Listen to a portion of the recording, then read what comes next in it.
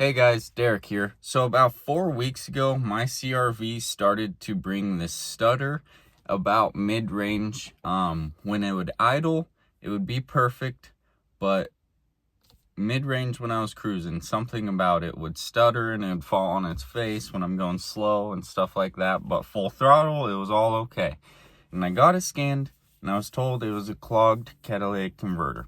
So I did what any normal person would do, and I cut my entire exhaust out. And then I went to a shop and got it redone, and I got a new cap put in, and I spent $900 and got this nice new shiny exhaust. Well, not even a week after that, I got pulled over for my exhaust being too loud. So here we are today, 2 weeks after I got that brand new exhaust, and I just got a new muffler on it.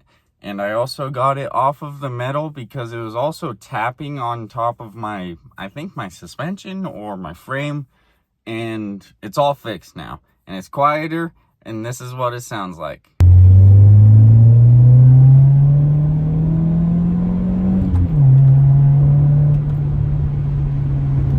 But now we are headed to the shop, and we're gonna go work on the Toyota. Let's get that figured out. One thing I didn't even mention about the CRV is the stutter never even went away until about a week after. Like all last week, it didn't stutter at all. I might have felt one little tiny part, but it would fall on its face. And even a week after I got the exhaust, it fell on its face still. And then now it's nothing. So I don't know if the computer had to take time to, I have no idea what was wrong with it or if it's even still wrong, but now it's kind of driving okay. So we're just gonna leave it alone, keep turning the music up every time we drive it. So now we have the Toyota's hubs. We gotta pop this seal off, get this bearing race out, get the bearing out, clean these completely out, and then we can start putting the new parts back in. Yeah. There we go.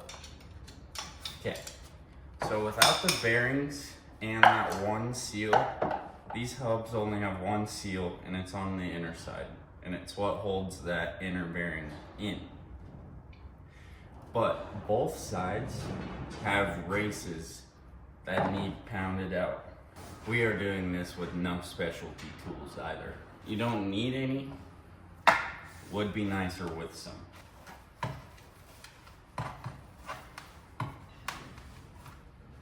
Behind every race, you should feel 4 slots. On the slots that are missing, that you can see the race from the back side, that's where you're gonna be hitting.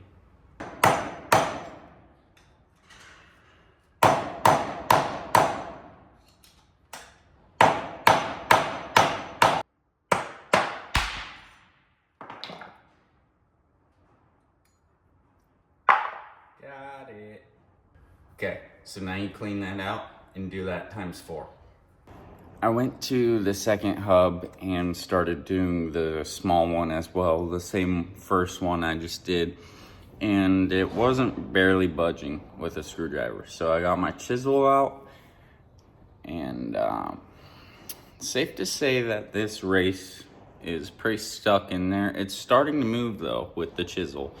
I just gotta hope my chisel makes it through enough to, actually finish the job. We no longer have a chisel. Throw that baby freaking Walmart sledgehammer.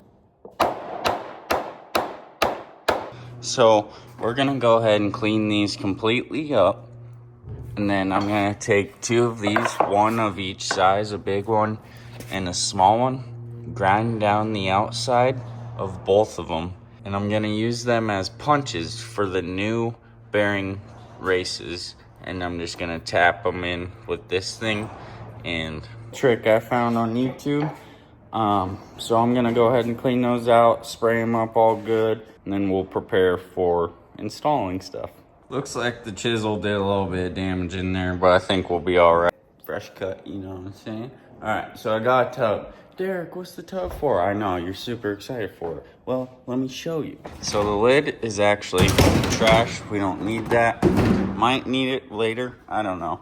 Anyway, we're gonna take these parts like this, put them in here, put these in here, and I am keeping everything to its own side, if that makes sense. All of this is driver's side, all of that's passenger side, and then so we're gonna take this, put them in there, and this, put them in there, and why don't we just do one of these before we go ahead and grind them? Okay, so now we're gonna go ahead and take some of this, I believe. Car clean. I don't have much. I ordered brake clean. Amazon said it should have been at my house yesterday, I think. It's not there. Let's spray these down. So these two races that I cleaned are the old ones. We're not gonna be putting these back in. Instead, we're gonna be grinding down the entire edge so that it's more thin than the hub inset, so that we can use these to tap the new races in. And then we're grinding them down so that they don't get stuck in, because there's no way to get them out. All right, so I have those pieces ground down. I went and got some gloves and some zip ties and Velcro straps to help hold those two races together. The one I'm gonna be tapping on, and then the one that's gonna be going in. I'm gonna do research, make sure I got the whole layout ready so I know how they go exactly. And then we're ready for assembly. I'm gonna put on these gloves, start greasing these bearings up, and then we're gonna go ahead and get it installed. Whatever kind of grease you're using, this is just some Amazon poop. Look at that. Get a glob of grease right here on your palm, okay? Good glob, about like that. I'll use a big one so you kind of get the point. Okay, this is what I learned from the YouTube mechanic, so you can learn from another YouTube mechanic, except for I don't want to be a mechanic at all. I'm just fixing my own broken shit. Okay, so you do that. And on the bottom, it's a little more open than the top. So I'm gonna go ahead and start from the bottom, because you want to push the grease from the bottom all the way to where it starts squishing out on this top right here. And you do that by doing this.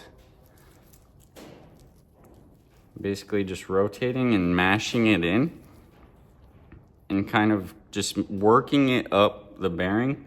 And if you get too much on the backside, just scoop it out, put it back in your pile, and keep going around and around and around until it's all greased up. And do that to all four of these bad boys. Okay, I'll see you when you're done. While you have all this grease out, go ahead and get those black seals or whatever color they are in the hollow side. Fill that all up with grease. I don't know if it's necessary, but the video I watched told me to do it, so I'm doing it, and that's just gonna get it to roll better, so we're doing it. Pack it in there, something like that. First full garbage in the shop, baby. First things first, you tap in the races. You do the thick part towards the inside on both sides so that the bearing can basically fall out, because one side has the seal, and then you hold one side in with the nut that goes on the spindle. So think of, you want the bearings to fall out, but you're gonna be keeping it in.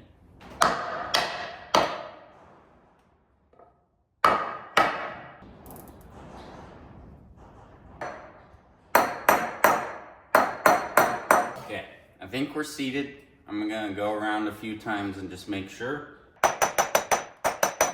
Worked out perfectly. We're gonna go ahead, put these bearings in,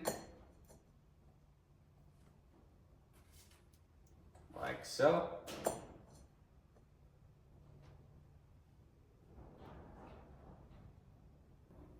And you're gonna put this seal in. And you wanna do this with the grease packed side in, so that the flat side is outside. Since we have these seals in already, we will be good to put these on, because this is the back side. So we can go ahead Place our hub in like that. Make sure all of your bolts still have the lock washers.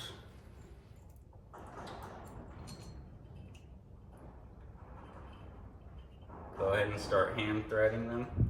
Now that they're all on hand tight, make sure to not get any grease on your brake rotors, and go ahead and do a star pattern just like you would on your lug nuts.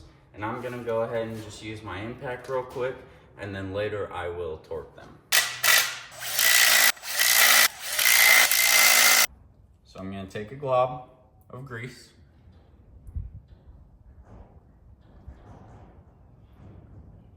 Get behind that bearing. You want it up against that bearing. Just basically pack the entire inside with grease. Go ahead and take this small bearing.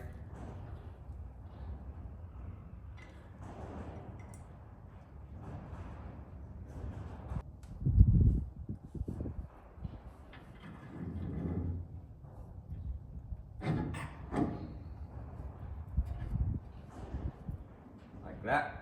So once you get the rotor on, you go ahead and put this washer on. And I put the flat side, the most flat side, towards the bearing so the bearing can sit flat. And then you're gonna go ahead and take this nut, put it on. And you can do this with a socket or your hand. But basically what you're gonna do is get it on as tight as you can with your hand, basically. Make sure it has no movement.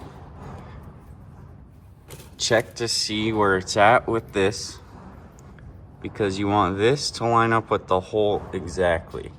If I were to put that pin through, I want this little cap to be able to hold the pin so that it won't be able to spin or come off or shear or anything. And then you're gonna want this to spin pretty freely. Small resistance, but not much at all. And you just want no rotation. You don't want this to chatter at all or nothing, which we are all set there. So now you go ahead and put this pin through.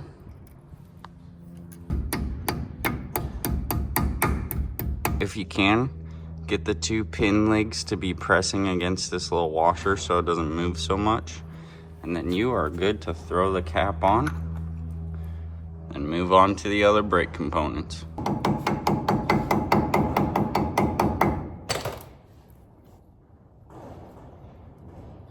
It's mess cleanup time. We're gonna pick all this crap up. Y'all were with me for the fun stuff, so now y'all gotta be with me for the not fun stuff. I think that's about as tight as I can get it, so I mean, that's the best we can do. We got the new table / workbench thingy. We got all this cleaned up. Now we're over here. We got all the Toyota parts in the back of the Toyota. We got our bike stand. We're back to normal for the most part. I'm gonna go ahead and bring the calipers over here. Start taking those out of the packages and make sure I got everything there. And then we'll get ready for the next video. I got some of the best stuff that AutoZone had, supposedly, and I got no remanufactured stuff. This is all new, so we should be in the very clear. Should be a new rig by the end of this bad boy. Yeah, we'll just have fun with it. Thank you guys so much. As always, thank you. Please like, please comment, please subscribe. I love you. God bless. Keep moving on. And let's have a good week. It's the 250th birthday for America. Let's have a good one. Peace out. God bless. Already he'll season your cast iron pan.